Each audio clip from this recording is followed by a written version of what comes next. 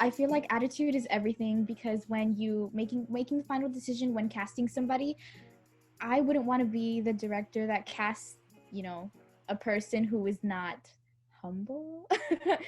I don't want to cast a Rachel Berry. You can have all the talent in the world, just like how I've heard so many people say before, even in like the professionals, my Warren. I heard Warren say this.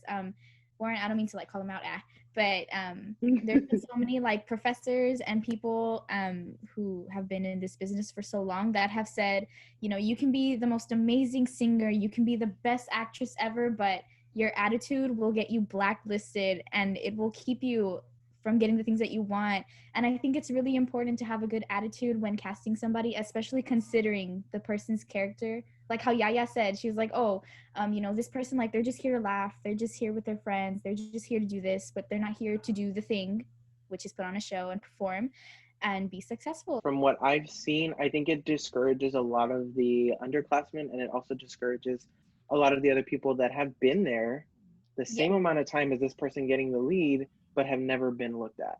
Sometimes when you do give them that chance, it's freaking amazing. Like, I mean, some people come out of the woodwork and you're like, whoa, like, where have you been? Like, you've been in the back this whole time. Like, they're given that chance. It kind of creates that confidence that you need going into university or going into the real world, because it's dog eat dog, and like, you really do need to have thick skin. From experience, I've been that person where I was 15 and I was, I was in a sophomore. I was a sophomore, got a lead role. Seniors were pissed, like, same old story that everybody knows. Like, I just don't think that it's okay. Like, it's not okay to be so mean about it. It's okay to not get up. I feel like a lot of people need to hear this, but it's okay to not get a part.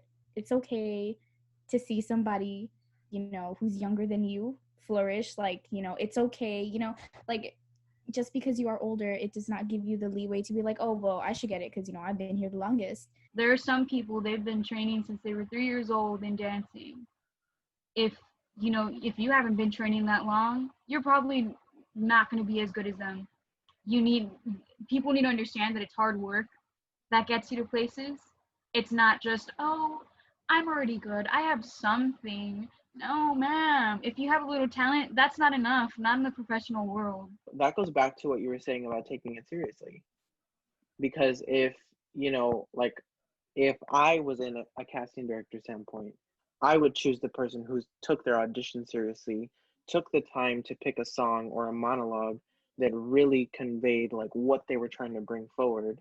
The director obviously made the show important to themselves. They're looking for others that will hold this show of the same caliber of importance. So if your auditioners are coming in, taking it seriously, showing you that it is important to them, going back to the point of like having a fair shot, like, if you're gonna go into an audition process pre-casting your show, then don't like advertise it as if it's like open auditions. We've all had experiences where we knew a show was pre-cast, and like, if that's how you're gonna go about it, fine, you do you, but don't, I guess, like trick or like deceive your auditioners by like making them truly believe they have a fair shot when you really aren't giving them that, because that's really be honest about it. All right, guys, so Bree had to leave the call, unfortunately, but we will continue and take us into our final little point, I guess, key point, the final casting. So when it comes down to all of the 3 topics that we talked about before, it comes down to the final decision. People need to understand that if they don't get a part, it doesn't mean that the world is ending. And I think that they need to respect other people and appreciate the fact that those people got parts. And it may not be your turn on the spotlight, but it's theirs. It's theirs, and you can't take that away from them. And it sucks because I've been a part of an experience like that. And I'm sure most of the people watching and most of the people on the Zoom call have had a moment like that where they finally get a shot. They finally get that one call to be in this one show, and then somebody has to say something. Like it takes one person to ruin that first casting experience. When it becomes more about getting that part than being in the show, I think you need to reevaluate what you're doing shows for. Some people are doing shows for gratification, for attention, and it really sucks because a lot of times, going back, I know we're like tying everything in, but going back to like the people who say like, well, I've been here longer, like I should get the lead, it's like, no, it can't be like that. It can't. If you're truly, if everybody in the show is truly there, like you said, specifically to make art, there is no way that the show cannot be beautiful. Even if it's not the best vocally, it's not the best choreography, it may not even be the best acting, but if these people love what they're doing, you're gonna see that, and it's gonna come out in their performance. They're gonna so much progress. They're gonna improve if they really want to do the show. I know that, you know, a lot of times in shows, I had no experience. I didn't know what I was doing, but I knew that I wanted to do theater because I wanted to, you know, create art. That's just always been a thing for me. I always wanted to do that. So when I didn't have experience, I was not the best at all. I was not great at all. But because I was just so determined to create the director's vision, I improved significantly. A director that I had previously said this once, and it really stuck with me. Like, since then, I've never forgotten about it. A lot of times we're hesitant when we get cast in a role.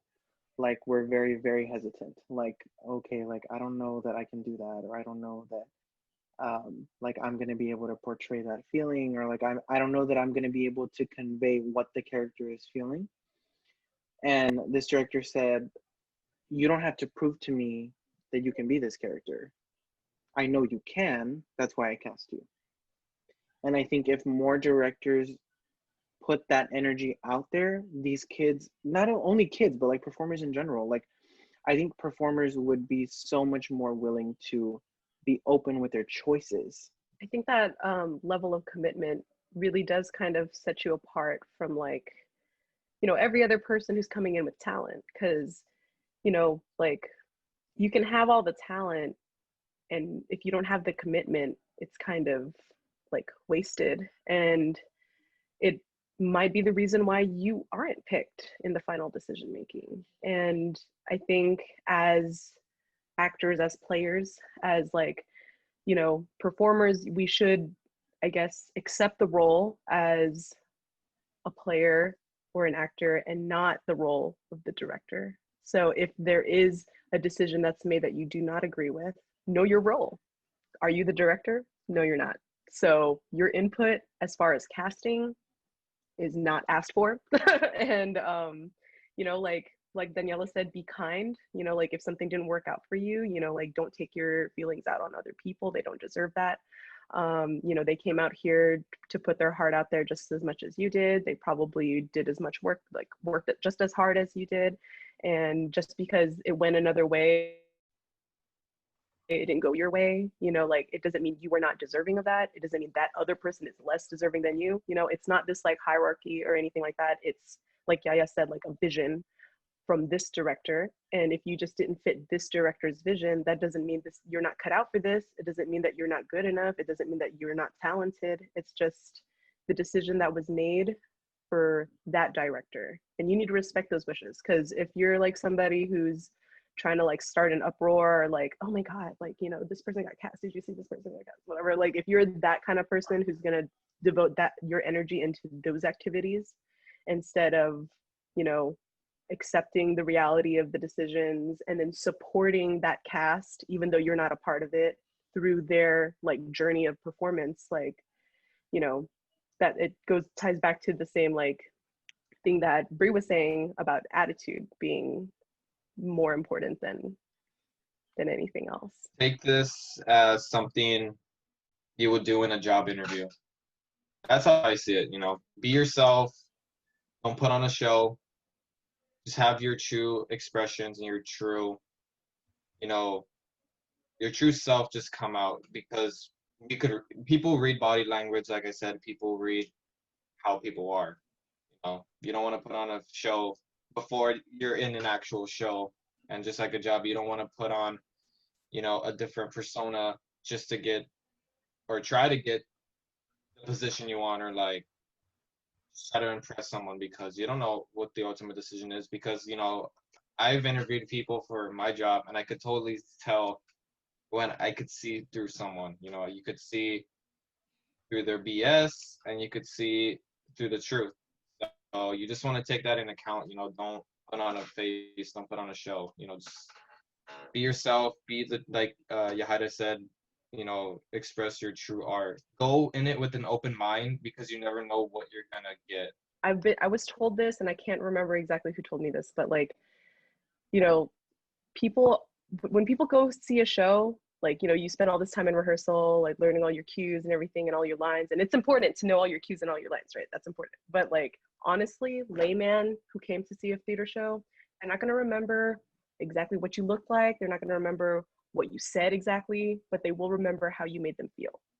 And touching back on Justin's point, like, just bring in your true energy. And I feel like you can't go wrong if you come into it with the right energy to help create with other people's energies. Daniela, you have a lot of footage to sort through. I know. This is going to be very difficult this is going to be very, very difficult to edit, but at the same time, I'm very glad that we had this conversation, and that hopefully this does open conversations for everyone, for companies, and for schools and their directors and their students. All right, guys, so that brings us to the end of this video. I hope you guys enjoyed this video, those of you watching. But for those of you who don't know what the Intermission Project is, or about the Intermission Collection, you can go ahead and watch the video. The link will be in the description below, as well as the order form to order your hoodie or your t-shirt or your bundle. Again, all the proceeds and all the profits will be going to the Harlingen Community Theater as part of the Intermission Project. And we want to thank them once again for allowing us to collaborate with them on this amazing, amazing project. And we hope this is the beginning of something really beautiful. Once again, thank you so much for watching this video. I hope you enjoyed it. And as always, don't forget to like, comment, and subscribe. Thank you so much. Bye.